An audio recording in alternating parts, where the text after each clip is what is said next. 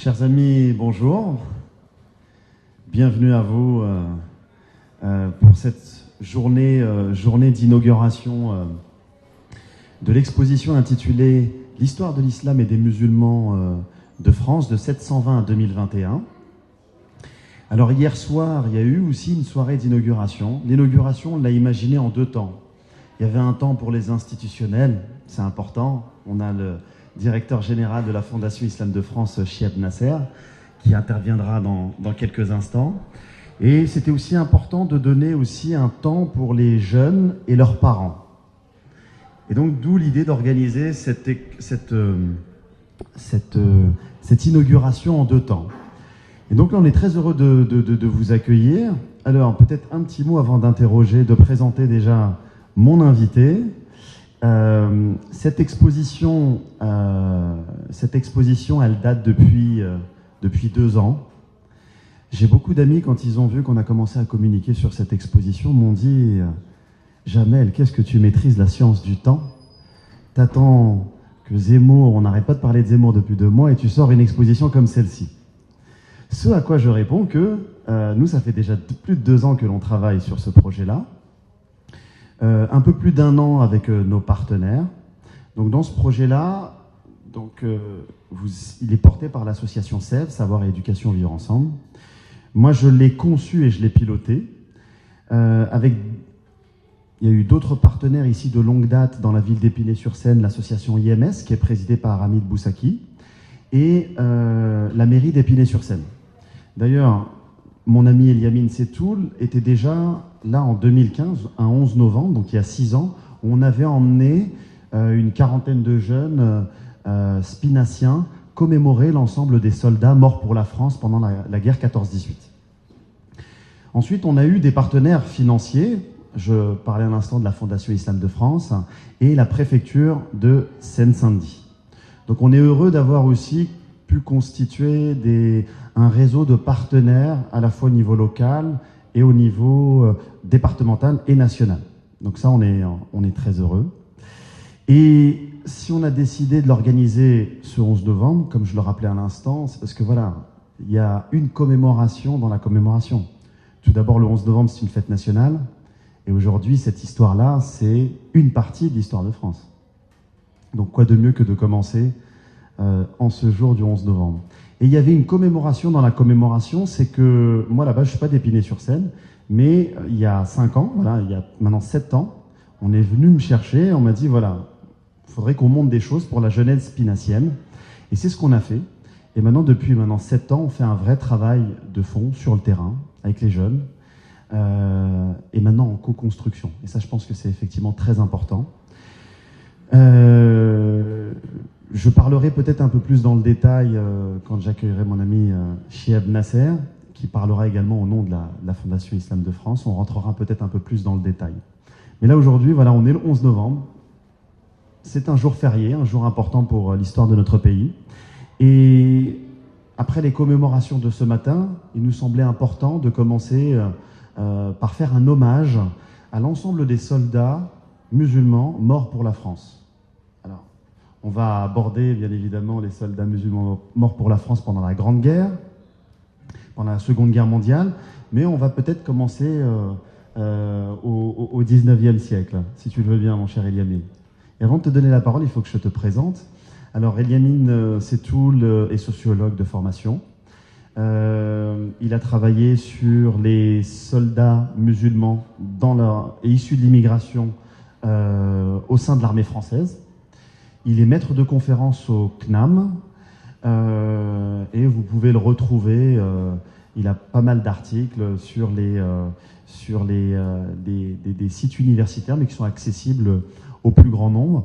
Et on est très heureux de te recevoir cet après-midi. Et merci de nous faire l'amitié d'être avec nous, 6 ans après. Alors, sans plus attendre, mon cher Eliamine, cette histoire de l'islam et des musulmans de France de 720 à 2021 retrace 13 siècles d'histoire. Mais on voit qu'à partir du 19e siècle, la France commence également à coloniser, à se tailler un empire colonial en terre d'islam. Et c'est à partir de cet empire colonial qu'on a les premières traces historiques d'engagement de soldats musulmans pour le compte de la France. Tout à fait. Merci Jamal de m'inviter pour cette très belle exposition. Elle est vraiment d'une qualité que je trouve remarquable. Et puis bravo pour ce que tu fais dans ce contexte actuel un peu lourd de stigmatisation de certaines populations quasi quotidiennes du point de vue médiatique, en tout cas dans certaines chaînes. Je crois que ce type d'événement participe à recréer un peu de cohésion sociale pour un pays qui en a bien besoin. Alors d'où je parle, en fait, effectivement, j'ai fait une thèse sur les militaires issus de l'immigration, une thèse de sociologie, donc sur le présent, je travaille sur le présent. Et ça m'a amené à interroger un petit peu le passé. Donc dans ma thèse, j'ai une partie un peu historique sur ce qu'est cette diversité au sein des armées françaises. Et comme tu l'as dit, c'est une diversité qui remonte à peu près au 19e siècle. Alors c'est marrant parce que quand on voit les films, les productions culturelles, etc., quand on pense tirailleurs, régiments coloniaux, etc., on pense souvent Première Guerre mondiale, Deuxième Guerre mondiale. Vous regardez par exemple le film de Jamel Debbouze, c'est le 20e siècle. En fait, ça commence plus tôt, ça commence au 19e siècle. Et plus précisément, les premiers régiments coloniaux, c'est 1840 à peu près. Donc en fait, c'est l'armée française qui, lorsque elle se lance dans la conquête de l'Algérie, décide de recruter localement des soldats pour faciliter l'expansion coloniale dans un territoire qui est difficile, où il fait chaud, il y a des maladies, faut se remettre dans le contexte de l'époque. Et le fait de recruter localement des soldats, ça permet de faciliter, je dirais, la colonisation du pays, qui a mis du temps. La colonisation de l'Algérie, ça a mis plusieurs décennies, ça a mis plus de 40 ans. Et donc, voilà où on trouve l'origine des soldats musulmans au sein de l'armée française. Petite anecdote, Napoléon avait une garde rapprochée composée de musulmans, notamment de Mamelouks. Il avait une garde impériale qui était composée de musulmans, il faut le savoir, pour la petite anecdote. Mais si on pense en termes d'enrôlement massif de soldats musulmans, c'est véritablement au milieu du 19e siècle. Ce qui en fait aujourd'hui des régiments extrêmement décorés. C'était des régiments qui étaient envoyés partout, au Mexique, en Russie, etc. Ce qui font qu'ils ont été beaucoup décorés et dont on retrouve un petit peu la trace aujourd'hui, puisqu'on a des régiments sur le territoire français, comme le premier régiment de tirailleurs à Épinal ou le régiment de Spahis à Valence. Si vous regardez les symboles de ces régiments, vous avez par exemple des devises en arabe. Ou alors, dans le régiment d'Épinal, sur le béret des soldats, aujourd'hui, je parle du présent, vous avez un croissant islamique. Donc tout ça, c'est des références à ce passé colonial qui était marqué aussi par une tradition islamique. Donc ces soldats étaient enrôlés de manière massive. Ils ont participé de manière très concrète, très engagée à la Première Guerre mondiale, à la Seconde Guerre mondiale. La Première Guerre mondiale, c'était à peu près 500 000. Il y avait à peu près 500 000 soldats musulmans. D'ailleurs, l'État les a remerciés pour leur engagement, notamment à travers la création de la fameuse mosquée, la mosquée de Paris en 1928. C'est un cadeau fait par l'État français à la contribution de l'effort de guerre des soldats musulmans des colonies. Ensuite, Seconde Guerre mondiale, ils ont été aussi extrêmement présents. C'est une force d'appoint qui est extrêmement stratégique, beaucoup plus stratégique que ce qu'on peut en penser. Ils ont mené des batailles qui étaient parfois très prestigieuses. Je pense par exemple à celle de Monte Cassino en Italie. Monte Cassino, c'est une série de plusieurs batailles autour d'une petite montagne qu'on appelait le Mont Cassin, Monte Cassino, qui était tenue par des Allemands et qui était extrêmement difficile à déloger puisqu'ils étaient en hauteur et c'était vraiment les soldats étaient tirés comme des lapins, si vous voulez, puisqu'ils étaient et ça a mis des jours et des jours. Il y a eu des pertes colossales du point de vue humain. Mais ça, c'est une des grandes batailles qui a permis aux Alliés de reprendre le dessus pendant la Seconde Guerre mondiale. Alors là, je vous dresse un tableau un peu idyllique de soldats qui ont été parfaitement loyaux. Ça, faut le souligner aussi. C'est-à-dire qu'ils ont été parfaitement loyaux. Et pourtant, ils étaient victimes de certaines discriminations. Ouais. Je vais peut-être m'arrêter là pour...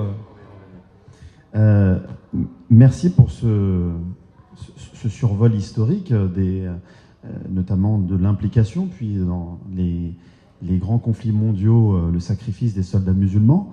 Peut-être avant de rentrer un petit peu dans le détail, c'est intéressant de voir qu'au milieu du 19e siècle, il y a des soldats musulmans qui s'engagent pour la France, au nom de l'empire colonial, mais ces soldats musulmans meurent sur le terrain. Et il faut les enterrer. Et donc il y a un certain nombre de questions qui se posent. Comment enterrer? Dans quelle direction? Avec quel linceul? Comment on nettoie un corps selon la tradition musulmane? Comment on nettoie un corps qui respecte le rite musulman? Et donc toutes ces questions-là vont donner effectivement, vont permettre peut-être à l'armée aussi d'être un peu, à travers une politique musulmane, d'être avant-gardiste en fait sur ces questions de l'islam et finalement être assez décomplexé finalement par rapport à ces questions-là. Alors oui, effectivement, ce qu'il faut souligner, c'est que pendant longtemps, fin du XIXe siècle, vous avez des aumôneries. Donc les aumôniers sont des soldats en fait qui gèrent le culte à l'intérieur de l'armée. Et d'ailleurs, c'est intéressant parce que c'est des soldats, donc c'est des fonctionnaires qui font du religieux. Donc on pourrait se dire, oui, par rapport au principe de laïcité, c'est bizarre quand même des fonctionnaires qui sont payés pour faire du religieux.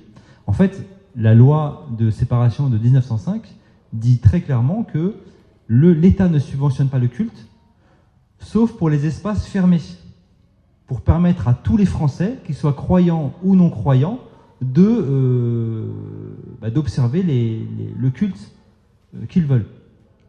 Et c'est là qu'on voit comment les juristes de la loi de 1905 étaient quelque part des génies, parce que c'est pas une loi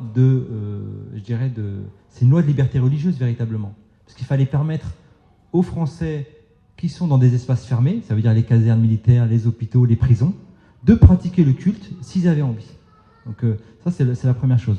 Ensuite, il y avait une forme de discrimination institutionnelle en fait par rapport à l'aumônerie musulmane, parce que l'aumônerie musulmane des armées en France, elle date grosso modo de 2005-2006, alors qu'il y a des soldats musulmans massivement engagés depuis 1840-1841 à peu près. Donc pourquoi il n'y avait pas d'aumônerie? Plusieurs raisons. D'une part, les Français pensaient que le concept d'aumônerie c'est étranger à la culture islamique, et c'est vrai que dans les pays majoritairement musulmans, il n'y a pas d'aumônerie, historiquement il n'y a pas d'aumônerie, c'est un concept chrétien je dirais, même si aujourd'hui on commence à voir des phénomènes d'acculturation. Par exemple, au Maghreb, aujourd'hui, dans les prisons, vous avez des aumôniers chrétiens, notamment qui vont gérer les détenus, par exemple, vous savez, aujourd'hui, le Maghreb, c'est devenu une zone de passage migrante. Donc, vous avez beaucoup d'immigrés qui parfois atterrissent en prison. Et donc, on va essayer de gérer un peu le culte lorsque c'est des immigrés d'Afrique subsaharienne, par exemple, qui sont de confession chrétienne. Et l'État algérien a mis en place un système d'aumônerie pour gérer le culte de ces détenus. Mais donc il y avait cette idée que le concept d'aumônerie est étranger à la culture islamique. Il y avait aussi la crainte, il faut le dire, à quelque part, de voir des aumôniers qui participeraient à renforcer l'identité musulmane de ces soldats. L'idée il faut se remettre dans le contexte de l'époque, la colonisation, il y a un système de sous-citoyenneté qui est en vigueur dans les colonies. C'est-à-dire que les gens colonisés n'ont pas le même statut juridique que, je dirais, les Français lambda. Et donc, il y a cette idée que si on commence à trop faciliter le culte musulman, peut-être que ça va renforcer leur identité musulmane, etc. Mais en temps de guerre, ce qu'il faut observer, notamment Première Guerre mondiale, Deuxième Guerre mondiale, il y a des milliers et des milliers de morts. Et là, l'État français met en place des systèmes d'imams, d'aumôniers, mais provisoires. C'est des aumôniers qui sont recrutés provisoirement le temps de la guerre. Pourquoi? Parce que, comme tu l'as dit, il faut enterrer les soldats, il faut gérer les dépouilles, il faut gérer les repas halal, etc. quoi.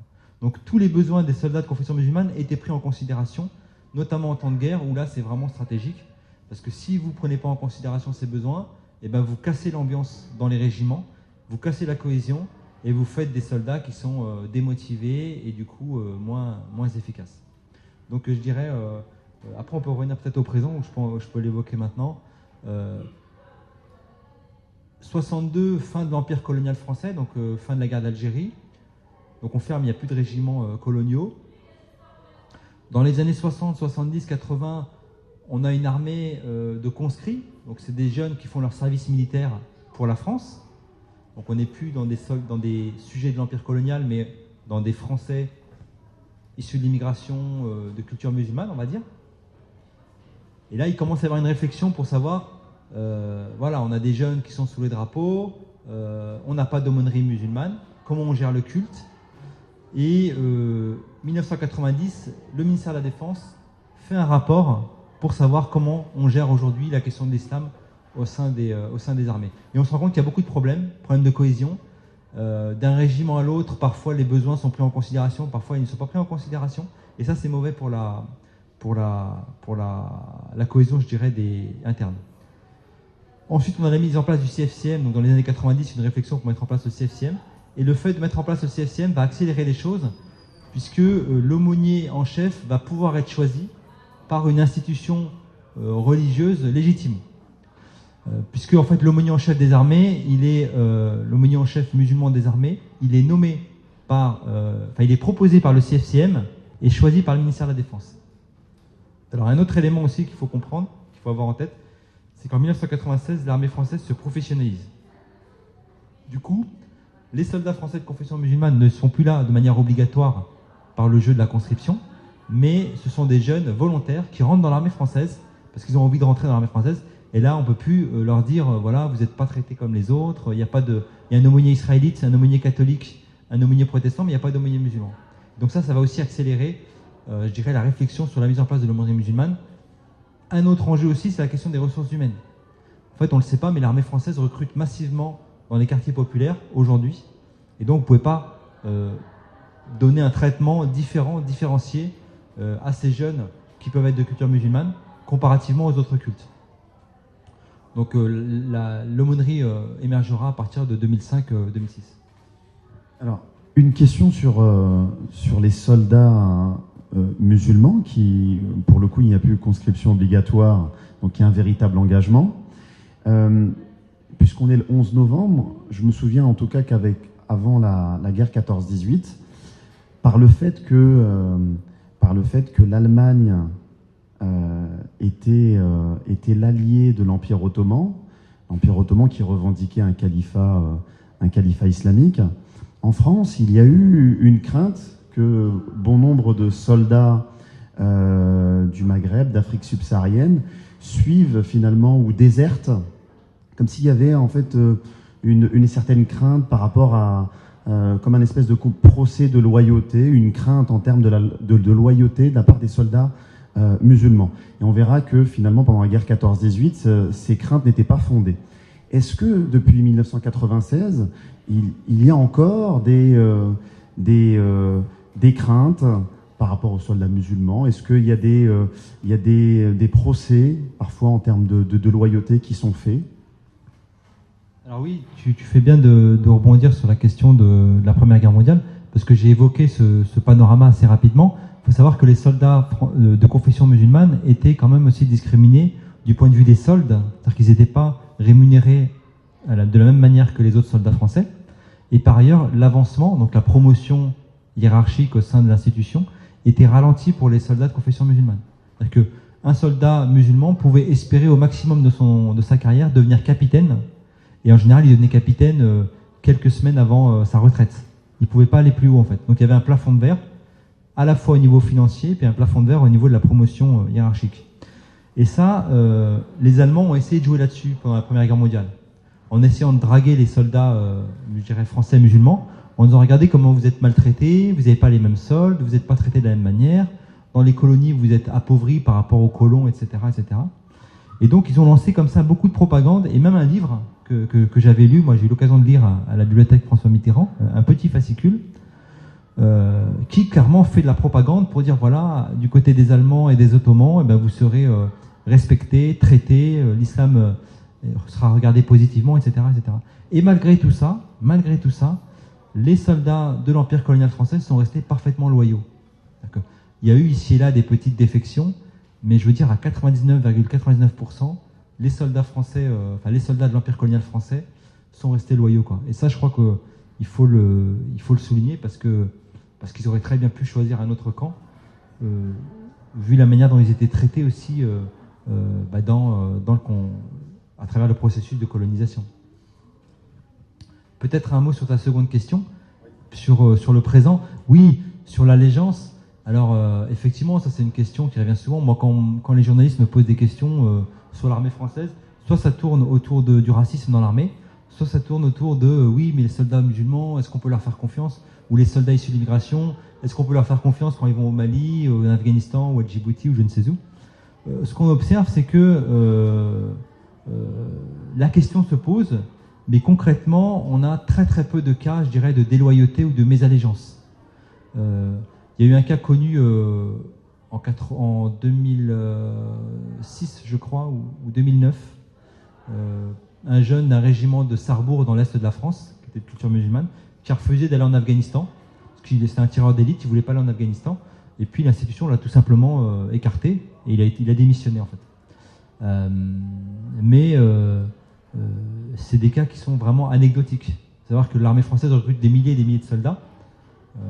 On n'a pas de statistiques officielles, mais je pense qu'on a plusieurs milliers, voire plusieurs dizaines de milliers de soldats de confession musulmane, et on a eu peut-être 2 ou 3 cas de jeunes qui n'ont pas voulu partir sur des théâtres d'opération, quoi. Donc, dans l'immense majorité des cas, il n'y a pas de problème d'allégeance, même si dans le discours médiatique, Zemmour, etc., on a l'impression que c'est l'inverse, que la majorité des Français de confession musulmane ne seraient pas loyaux à ce pays. Or, c'est totalement faux et totalement erroné. Et l'armée illustre parfaitement cette allégeance totale, je dirais, au drapeau. Ce qui ne veut pas dire qu'il n'y a pas des Français musulmans qui ne se reconnaissent pas dans le drapeau, mais ceux-là ne rentrent pas dans l'armée. Je me souviens d'une discussion qu'on avait eue avec Mohamed Ali, il y a quelques années, qui s'était engagé pour le compte de l'armée française en Afghanistan. Et parfois des situations qui peuvent être un peu inédites, en fait, finalement. Des soldats français, musulmans, pour le compte de la France, dans des territoires ou dans des sociétés à majorité musulmane. Et on voit que même là, quand ils sont face aux soldats des sociétés musulmanes en question, par exemple en Afghanistan, on leur tire dessus de la même manière. Et eux, finalement, défendent les intérêts de la France de la même manière que n'importe quel soldat. J'aimerais qu'on termine sur l'aumônerie, parce que tu as consacré un article pour les 10 ans de l'aumônerie, donc qui fête, je crois, cette année, c'est 15 ans. Hein. C'est 15 ans, donc c'est l'anniversaire de cette aumônerie. On en profite puisque c'est une émission hommage au travail remarquable de l'aumônier en chef Abdelkader Harbi, qui a vraiment porté à bout de bras cette institution.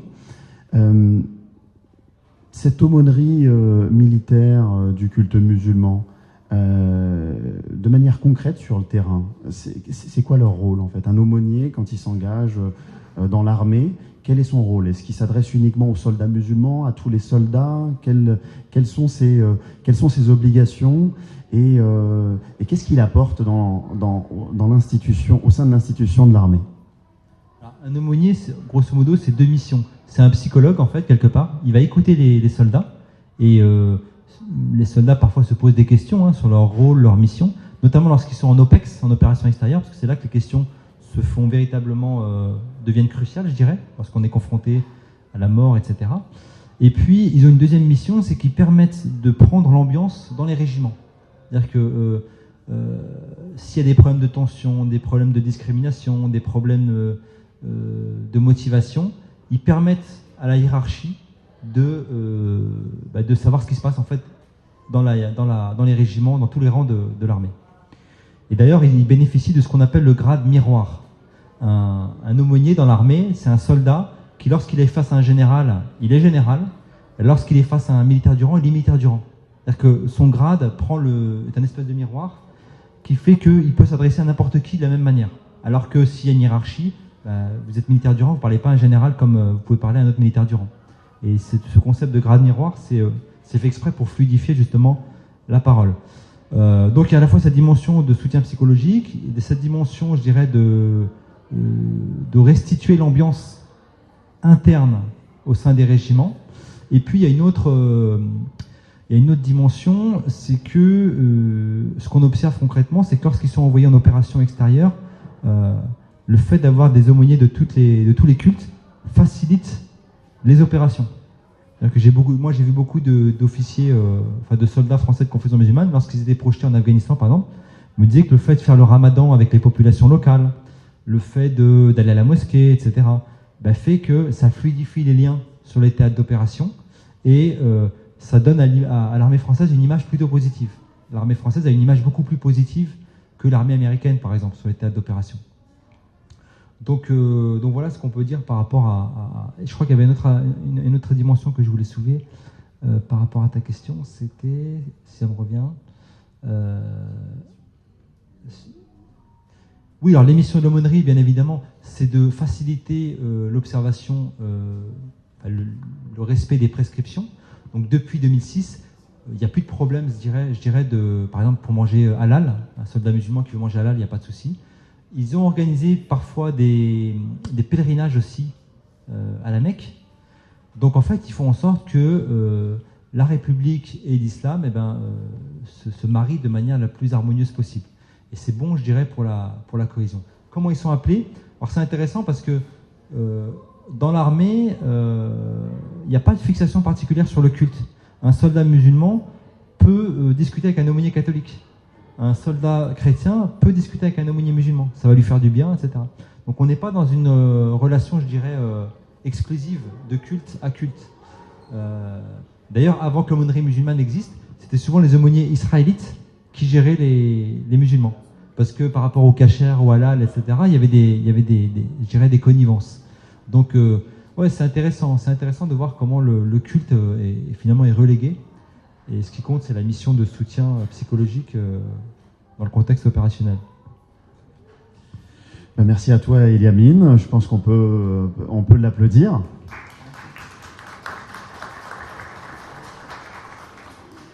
Si éventuellement on peut encore prendre une ou deux questions. S'il y avait des questions par rapport au sacrifice, l'engagement des soldats musulmans, oui. Peut-être je vais vous donner le micro, du coup. Donc, bonjour, merci en tout cas pour cette excellente exposition. C'est vrai que vous l'avez dit en fait au début, on a l'impression que les musulmans ils sont arrivés que hier en France, alors que voilà 720, ça fait quand même plusieurs siècles. Ma question en fait c'est comment on explique cette dichotomie entre une relative bonne intégration, une bonne acceptation des musulmans au sein de l'armée et un rejet de tout ce qui est fait religieux ou musulman dans la société. Comment ça s'explique? C'est une très bonne question. J'y ai répondu d'ailleurs dans un article du New York Times il n'y a pas très longtemps. En fait, la grande différence entre le champ militaire et le champ civil, c'est que dans l'armée, il y a un impératif de cohésion. Quand vous parlez à des gradés, des généraux, eux, leur objectif, c'est pas de faire de la politique, de la division comme le font nos hommes politiques. Ce qu'ils veulent, c'est avoir des hommes sur le terrain qui soient efficaces. Et ils se rendent compte que quand on respecte leurs besoins religieux, le halal, et quand on traite les soldats de la même manière, quel que soit leur culte, et ben ça fortifie la cohésion et ça rend leur armée plus efficace. Donc je crois que c'est juste que l'impératif de cohésion implique l'adoption d'une laïcité inclusive. Et c'est pas du tout l'état d'esprit, malheureusement, de nos hommes politiques qui instrumentalisent la laïcité pour mettre en périphérie certains segments de la population, parce que leur objectif, c'est pas forcément la cohésion, c'est la fragmentation pour attirer des segments électoraux, etc., etc. Peut-être une dernière question? Oui.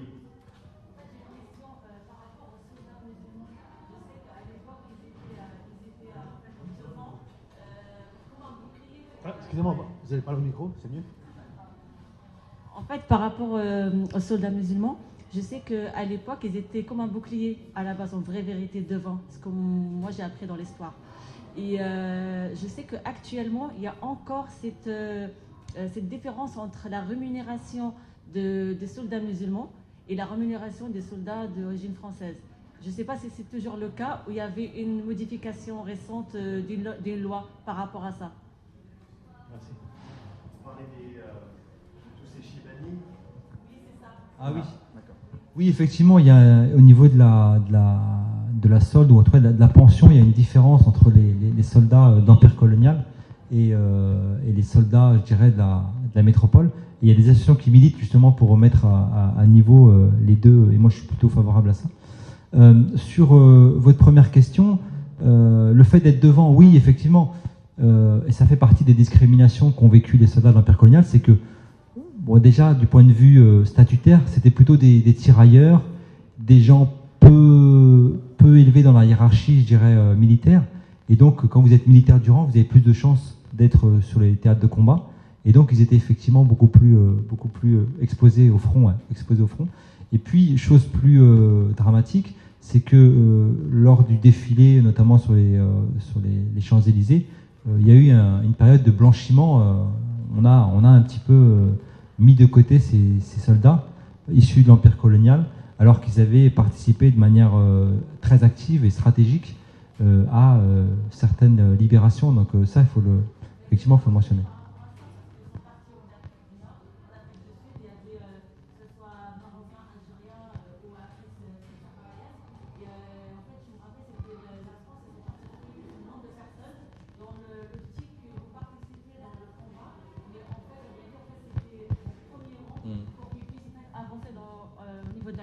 Oui. L'organisation militaire reflétait la hiérarchie du système colonial quelque part. Donc effectivement, même si dans l'armée il y avait quelque chose de différent, c'est qu'il y avait une vraie fraternité d'armes. Les gars, quand ils se battaient ensemble dans la boue, ça crée quand même cette cohésion. Que vous soyez pieds noirs par exemple, ou musulmans, etc. Il y avait cette vraie cohésion. Mais effectivement, la dissymétrie, je dirais, du système colonial s'illustrait aussi dans le mode d'organisation militaire.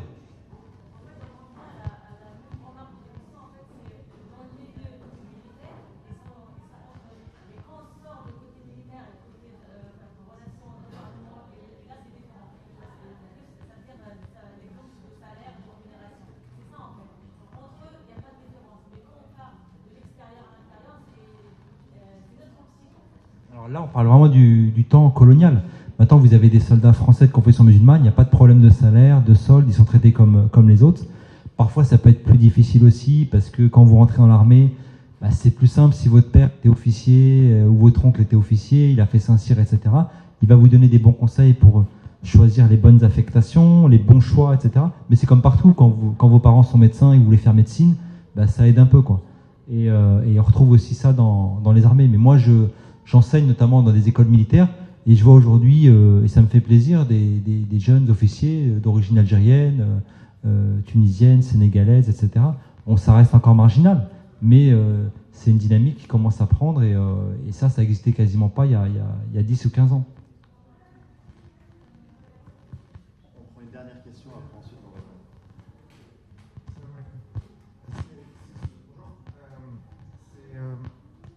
Le sujet, je m'arrête, désolé, c'est ça. Moi, je remarque que quand j'ai regardé par exemple, une tribune récemment des militaires qui s'alertaient du délivrement de la France, très souvent c'est signé par des gens qui ont des noms en particules. Est-ce que les grands officiers, c'est limité à des gens précédemment de l'aristocratie, c'est un certain héritage, ou c'est réservé à... Oui, en fait, historiquement, les élites militaires françaises, depuis le 19e siècle, parfois même avant, il y a un engagement, souvent dans les familles catholiques traditionnelles. Il y avait un fils qui faisait une carrière dans l'église, il y avait un fils qui faisait une carrière dans l'armée, et c'est resté jusqu'à aujourd'hui. Et effectivement, vous avez raison de souligner qu'on a beaucoup de noms à particules. Moi, j'ai interviewé des générales de Bavinkov, de Zhukovic, de Richouf, et ça, c'est des anciennes familles aristocratiques, et parfois qui rentrent dans l'armée depuis 50 ans, 100 ans, 200 ans. Et c'est en train de changer doucement, mais c'est vrai que c'est encore très très prégnant.